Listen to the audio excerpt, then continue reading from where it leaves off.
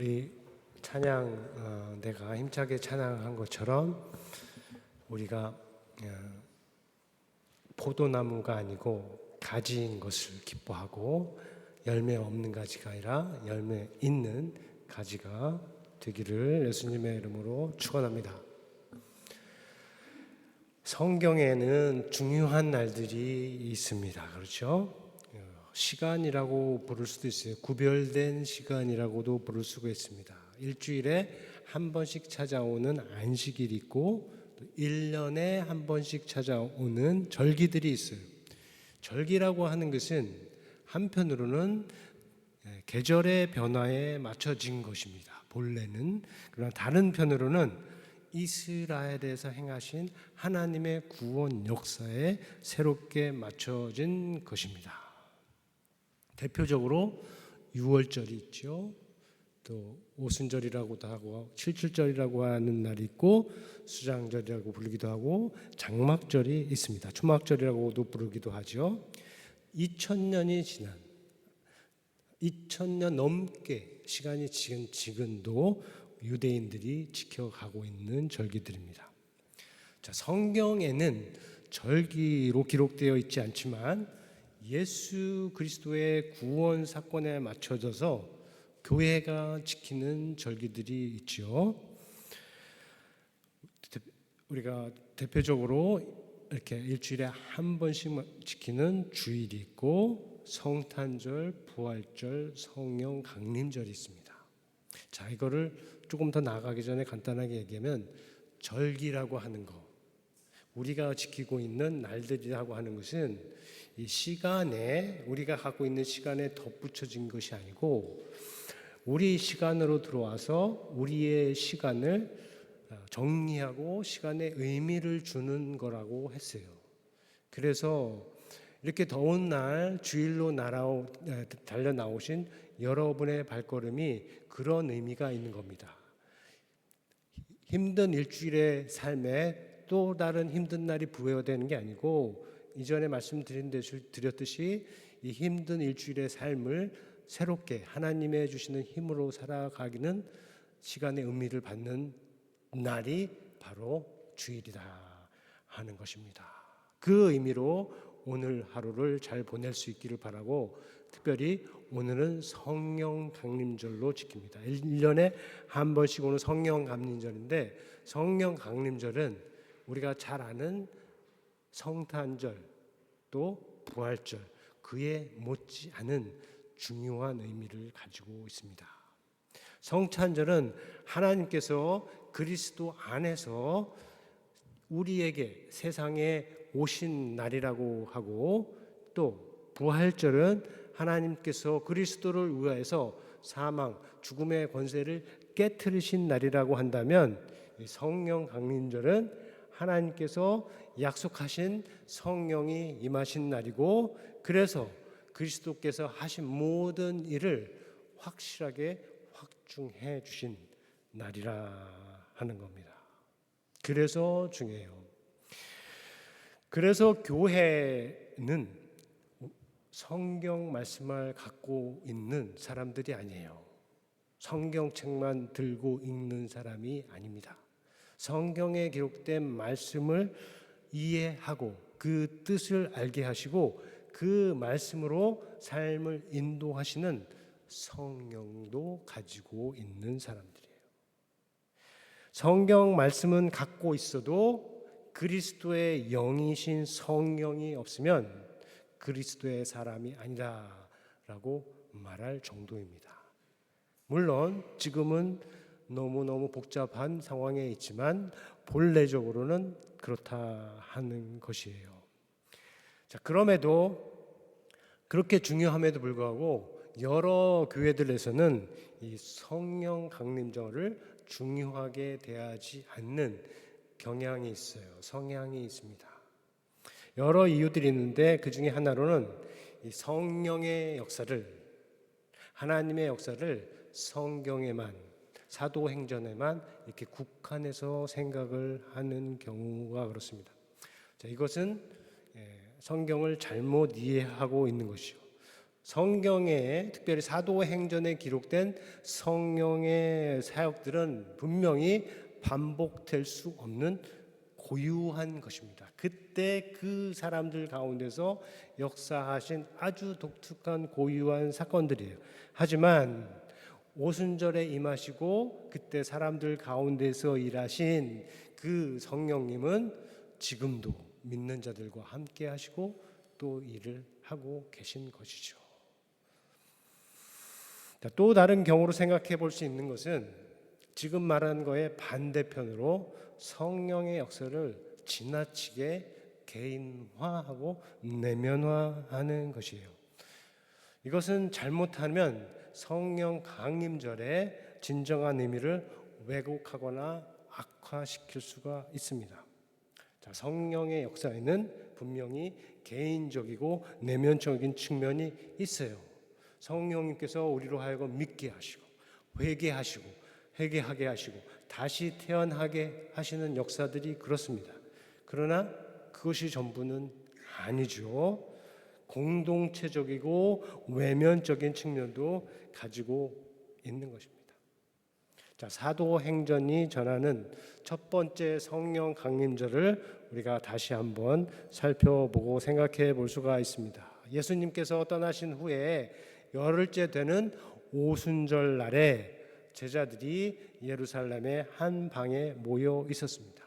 그때 강하고 급한 바람 같은 소리가 있었다고 하고 그 소리가 온 방을 가득 채웠다고 합니다. 초자연적인 현상이죠. 그리고 불의 혀처럼 갈라지는 것들이 각 사람의 머리 위에 하나씩 임하였다고 하죠. 이것도 역시 초자연적인 현상이죠. 그리고 다 성령의 충만함을 받았고 성령의 말하게 하심을 따라서 말하기 시작을 했다고 하죠. 하나의 언어로가 아니라 여러 언어가 사용되었습니다. 그것을 이전의 성경은 방언이라고 불러요. 그런데 여기에서 말하는 이 방언이라고 하는 것은 아무도 사용하지 않고 그래서 소통의 도구로 사용할 수 없는 소리를 가리키는 게 아니라 다른 지역에서 사람들이 이미 사용을 하고 있어서 그 사람들에게 메시지를 전할 수 있는 외국어를 가리키는 거예요. 그러니까 한마디로 공적인 언어라는 거죠.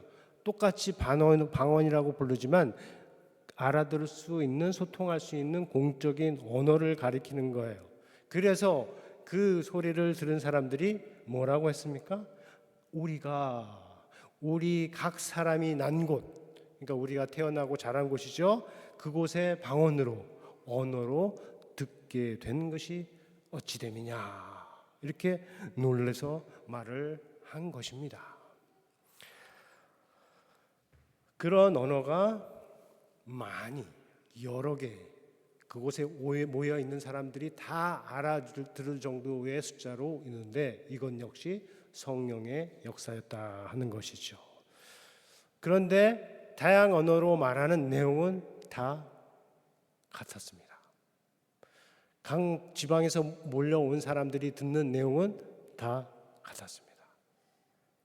하나님의 큰 일들, mighty works of God라는 거, 하나님의 큰 일들이라는 거예요. 자, 제목과 같은 거죠. 타이틀과 그러면 내용은 무엇일까요? 지금 이 말이 가리키고 있는 내용은 무엇일까요? 자, 이 사람들은 그냥 하나님의 큰 일을 말하는 게 아니라 그 제목으로 표현할 수 있는 내용들이 있는데 그 내용들이 과연 무엇일까요? 사도행전으로 보자면 하나님께서 그의 아들 예수 그리스도 안에서 행하신 일들을 가리켜요. 복음서들이 마태복음, 마가복음, 누가복음, 요한복음에서 전하고 있는 일들입니다. 그리고 사람들이 그것을 보고 하나님께 영광을 돌린 놀라운 일들을 가리켜요. 그 중에는 우리가 잘 알듯이 아픈 자, 병든 자를 고치신 일들이 있죠. 또 악한 영들을 쫓아내신 일도 있어요. 바람을 잠잠케 하신 일도 있고 율법과 성경의 참 의미를 밝혀주신 일들도 있어요. 그 모든 일들을 가리켜서 하나님의 큰 일이라고 얘기를 할 수가 있습니다. 오늘의 말씀이 되는 이사야를 통해서 생각을 하면 정의를 세우는 것이 하나님의 큰 일이 됩니다. 정의를 세운다 하는 것은 지난주에 전했듯이 단순히 어떤 한 번의 정의로운 일과 말을 하는 것이 아니라 정의라는 것을 통치 안에 세우는 것, 다스림이 있는데 그 다스림 안에 정의를 세우는 것이라고 했습니다. 그러면 정의가 중요한가요? 정의로운 통치가 정말 중요한가요? 라고 물을 수가 있죠. 왜냐하면 그거보다 더 중요한 것이 너무나 많은 것 같아요. 그렇죠? 삶이 힘들고 어려울 때 정의 외에 다른 게 더 중요하게 커질 수가 있어요. 그런데 우리는 말씀을 통해서 알아야 돼요. 이 질문에 대해서 우리는 분명하게 네, 중요합니다. 정의가 중요하고 정의로운 통치가 중요하다라고 말할 수 있어요. 어느 정도냐? 하나님께서 그의 종을 택하시고 그에게 그의 영을 부어 주셔서 하게 할 만큼 중요하다 하는 거예요. 자, 어느 나라이든 세계 전체이든 각 사람의 인생이든 다스림이 있는 모든 곳에 반드시 있어야 하는 것이 정의라는 겁니다. 모든 것이 제 자리에 있는 뜻에서 정의라 하는 것이에요. 여러분 한 사람 한 사람의 삶을 생각을 해보세요. 삶이 이쪽 이거로 분열되어 있으면 그거는 오늘 말씀대로 말하면 불의한 겁니다. 정의가 없는 거예요. 근데 각각 모두 제 자리에 있어서 내게 주어진 일을 할 수 있다 하면 그거는 오늘들의 뜻으로 정의라 할 수 있는 거예요. 그러한 정의가 없으면 이사야가 선지자로서 고발하는 것과 같은 모습이 나타나게 되어 있습니다. 오늘 말씀의 5절인데 여기에 보면 이런 말씀이 담겨 있어요. 어리석은 자를 다시 존귀하다 부르지 아니하겠고 우둔한 자를 다시 존귀한 자라 말하지 아니하리라. 자, 이 말씀은 당시의 현실을 알려주고 있는 동시에 그리고 미래를 밝혀주는 말씀이에요. 다시 말하면 미래를 향해서 말씀하시면서 동시에 현실을 꿰뚫어 보여주는 말씀이라 하는 겁니다. 현실이 뭐예요? 어리석은 자가 존귀하다 부름을 받고 우둔한 자가 존귀한 자라 말해짐을 받는다 하는 것이에요. 뭔가 안 맞죠? 그런데 미래에는 앞으로는 그러한 일이 없을 것이다 하는 것이죠.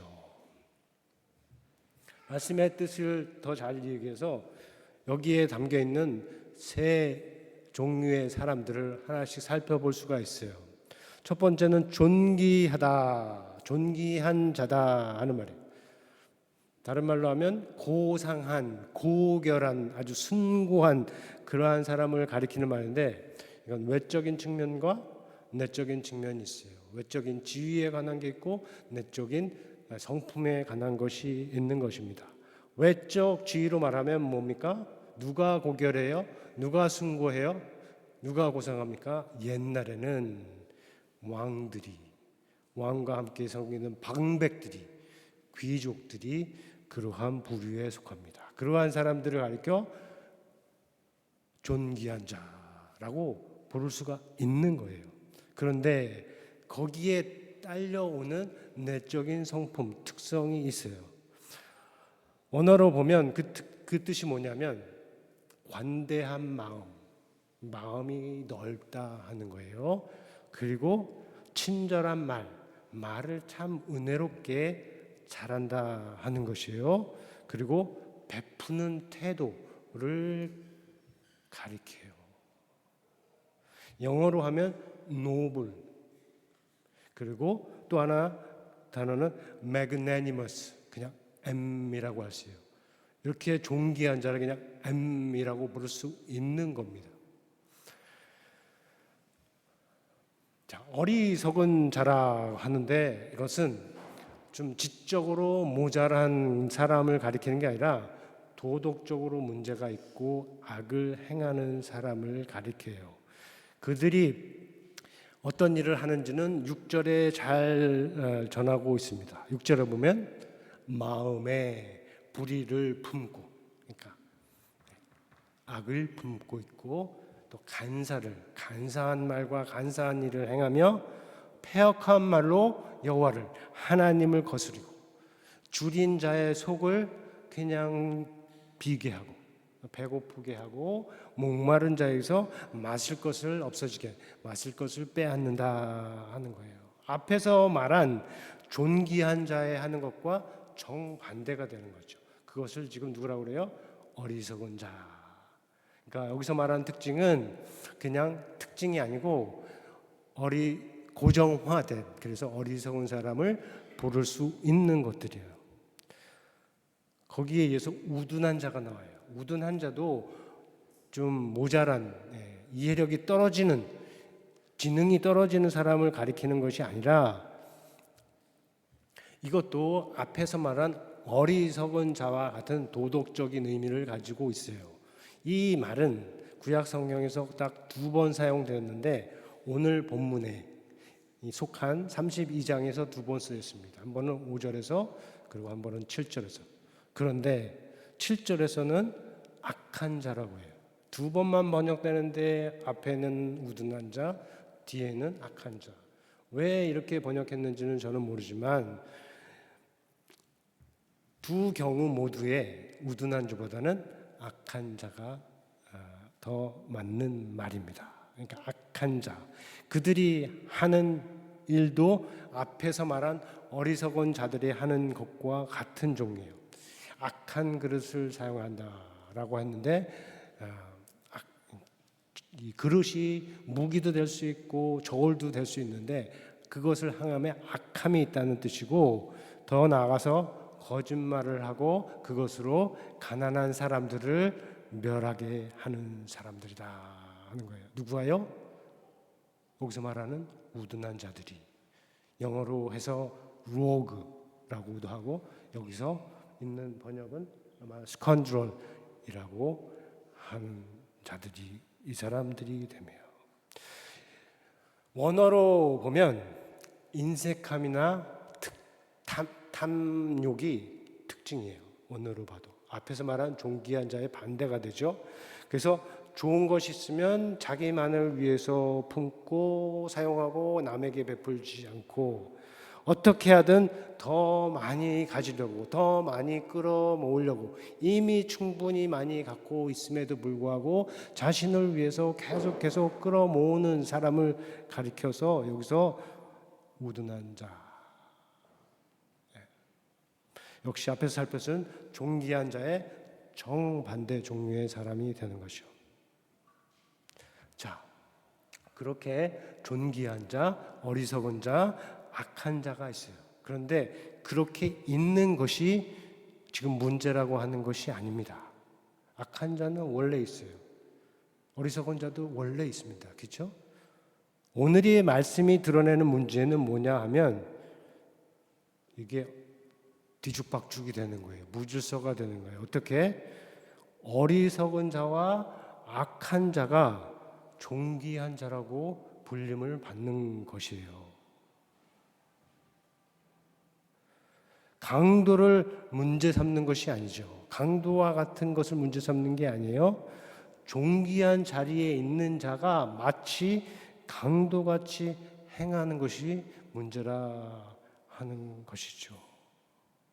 그래서 왕가, 방백이나 귀족이라 불리는 자들이 존귀한 자로서 마음이 넓고 관대해야 하는데 말에 은혜가 있어야 하는데, 말에 친절함이 있어야 하는데, 태도가 이타적이져야 하는데, 그렇지 아니하고 오히려 어리석은 자와 악한 자들이 가지고 있는 특성을 보여준다 하는 것이죠. 오늘날 우리의 상황에서 말한다면 하나님을 경배하고 예수님을 믿는다고 하는 사람, 지금 우리가 찬양한 가사 내용으로 찬양한 우리들이 삶에 있어서 전혀 그렇지 않은 삶을 생각과 말과 행동에서 보여줄 때, 그때 상황과 비슷하다 할 수가 있는 겁니다. 그러면은 정의가 없는 거예요. 불의가 있는 거예요. 뒤죽박죽이라는 면에서, 불일치라는 면에서. 자, 그것이 바로 선지자의 말을 통해서 드러나는 그때 세상의 현실이지요. 그러나 더 이상 그렇지 않을 것이라 하는 것입니다. 더 이상 어리석은 자가 존귀하다 하는 부름을 받지 않을 것이고, 악한 자가 존귀한 자라 하는 말해짐을 받지 않을 것이다. 1절이 32장의 1절이 선포하듯이 공의로 통치할 왕, 정의로 다스릴 방백들, 지위와 외적인 지위와 차지하고 있는 지위와 그들의 가지고 있는 내면, 그들의 태도가 일치하는 사람들이 있을 것이다, 나타날 것이다 하는 것이죠. 자, 여기에서도 하나님의 영이신 성령이 중요합니다. 하나님께서 세상을 바꾸시는 것은 그의 영을 그의 택하신 자에게 주심으로 하신다고 했습니다. 자, 14절은 바뀔 세상의 모습을 보여줘요. 어리석은 자들과 악한 자들과 그들과 함께하는 여자들의 안일한 여자들, 그들로 인해서 어떻게 됩니까? 궁전은 황폐하게 되고, 사람이 북적대는 도시라고 하더라도 적막하게 되고 버려짐을 당할 것이고, 그곳에 여러 곳들은 짐승들이 편하게 들어와서 거하는, 차지하는 곳이 될 것이다 하는 것이에요. 그것이 바뀌어질 세상의 모습이에요. 그러나 성령이 마침내 임하시면 정반대 현상이 나타난다 하는 것이에요. 광야가 아름다운 밭이 될 것이다. 아름다운 밭은 숲으로 여겨질 것이다. 여기서 말하는 아름다운 밭이라고 하는 것은 아주 비옥한 농지 중에서도 최고로 좋은 땅을 가리키는 것이고, 그것이 숲과 같이 울창하게 보일 것임을 말하는 것입니다. 성령이 우리가 찬양했듯이 메마른 땅에 내리는 비와 같은 것입니다. 그 다음 말씀인데, 자, 15절은 우리가 16절은 함께 읽겠습니다. 시작. 그때 정의가 광야에 거하며 공의가 아름다운 밭에 거하리니, 공의의 열매는 화평이요 공의의 열매는 영원한 평안과 안전이다. 자, 지난주 말씀에서 전했듯이 또 보았듯이 여기서도 하나님의 영이신 성령이 정의하고 연결이 되어 있어요. 그리고 이 정의의 역사는 희망과 평안과 안전으로 이어집니다. 무슨 말이냐 하면, 정의와 공의가 화평과 평안과 안전을 보장하는 건물의 첫 번째 구조물과 같다는 것이에요. 다시 말하면 우리 안에 평안이 있고 안정이 있고 화평이 있기 위해서는 기본적으로 정의와 공의가 살아 있어야 한다는 뜻이죠. 그런 면에서 이 정의와 공의는 하나님께서 선지자를 통해서 말씀하시고 있는 이 정의와 공의는 지금 세상이 가장 필요로 하는 것일 수가 있습니다. 어리석은 자들과 악한 자들이 만들어내는 이 세상, 그들이 만들어내는 수많은 싸움과 전쟁으로 인해서 세상이 화평을, 평안을, 안전을 잃어가고 있다는 면에서 그렇죠.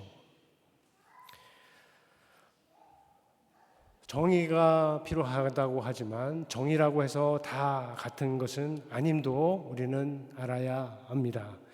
세상에, 우리가 사는 이 세상에 필요한 정의는 공산주의가 말하는 그런 강요적인 정의가 아니에요. 또 자본주의에서 많이 보여지는 차별적이고 부패한 정의도 아닙니다. 또 사사롭게 사람 각 개인의 만족을, 요구를 다 채워줘야 하는 정의도 아니에요. 오직 예수 그리스도의 복음 안에서 드러난 하나님의 정의, 하나님의 공의라 하는 것입니다. 예수 그리스도는 분명 이사야가 전한 존귀한 자예요. 이사야가 전한 말씀에 담겨 있는 존귀한 자입니다. 그의 마음이 어떻습니까? 바다보다 크다고 하십니다. 그의 입에서 무슨 말이 나왔습니까? 생명을 구하는 말들이 나왔습니다. 삶을 바꾸는 말들이 나왔어요. 친절한 말들이죠. 무엇을 했습니까? 무엇을 하든 남에게 희생을 강요하지 아니하였고 오히려 모두의 생명을 위해서 자신의 생명을 내어 주셨습니다. 그리고 자기를 죽이는 사람들을 위해서도 용서해 달라고 기도를 하셨죠. 참으로 고결한 존귀한 분입니다.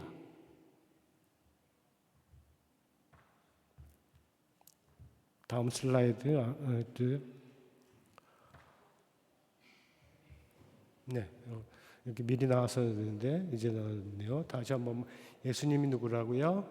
예수 그리스도는 M이셔요. The Magnanimous예요. 이사야 선지자가 향하고 있는, 바라고 있는 존귀한 분, 고결한 분, 숭고한 분, 최고로 그러하신 분이라고 말할 수가 있어요. 그런데 이렇게 말하는 것은 단순히 예수님을 높이는 건 아니에요. 높이기 위해서 하는 것이 아니라 존귀하신 그분의 말씀에 맞는 삶을 우리가 제발 살아야 한다는 뜻입니다. 반복하자면 적어도 우리의 생각과 말과 행동과 태도에 있어서 정의가 있어야 한다는 거예요. 우리의 삶을 다스리는 정의가 있어야 한다는 것입니다. 그것이 바로 성령이 우리에게 임하신 하나의 이유, 아주 중요한 이유가 됩니다. 자, 이 뜻을 담고 있는 찬양이 하나 있어요.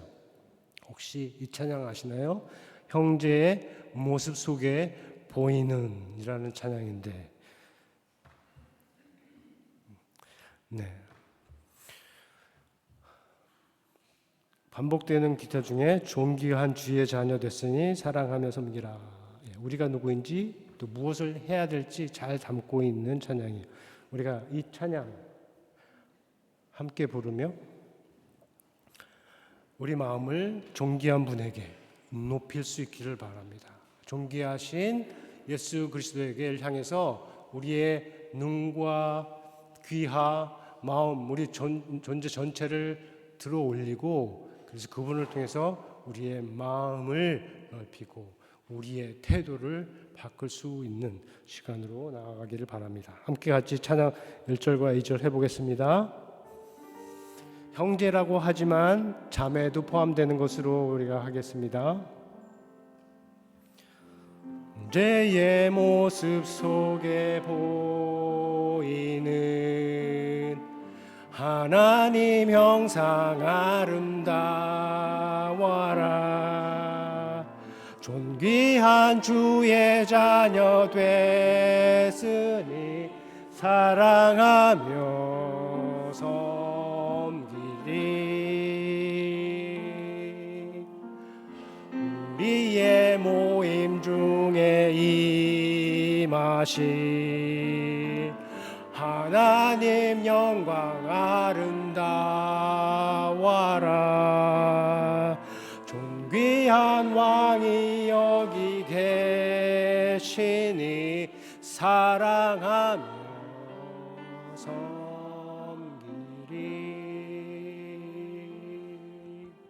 네, 우리가 찬양한 가사 중에 우리가 어떻게 존귀한 자의 길로 가는지 뜻도 길도 담고 있습니다. 오늘 말씀이 가리키는 어리석은 자, 우둔한 자의 길로 아무도 가지 않고 모두 존귀한 자의 자녀로서 존귀한 자의 백성으로서 살아가는 저와 여러분 다 되기를 예수님의 이름으로 축원합니다. 제가 기도하겠습니다. 아버지요, 이 시간 우리가 들어야 할 이 시대를 향한 하나님의 말씀을 이사야 선지자를 통해서 듣게 하여 주심을 감사합니다. 특별히 성령 감림절을 맞이해서 성령이 우리에게 임하신 이유에 대해서 말씀을 들었습니다. 아버지, 그 뜻을 잘 깨닫게 하여 주시고 마음에 품게 하여 주시고 그 뜻에 맞춰가는 삶이 되게 하여 주옵소서. 그래서 성령이 함께하는 자로서 존귀한 자의 삶을 사는 모두가 되게 하여 주시고 아무도 어리석은 자, 우둔한 자, 그 악한 자의 길로 행하지 않도록 삶을 붙들어 주시고 인도하여 주옵소서. 우리 안에서 행하는 모든 말과 행동에 하나님께서 귀하게 보시는 존귀함이 나타나는 참으로 아름다운 존귀한 교회로 나아가게 하여 주옵소서. 말씀에 반응해서 마음에 품는 모든 기도의 제목을 기쁘게 여겨주시고 삶의 인생의 이 교회 위에 가정 안에서 귀한 열매로 이어지게 하여 주옵소서. 예수님의 이름으로 기도합니다. 아멘. 우리 함께 찬송하면서 봉헌 시간 갖겠습니다.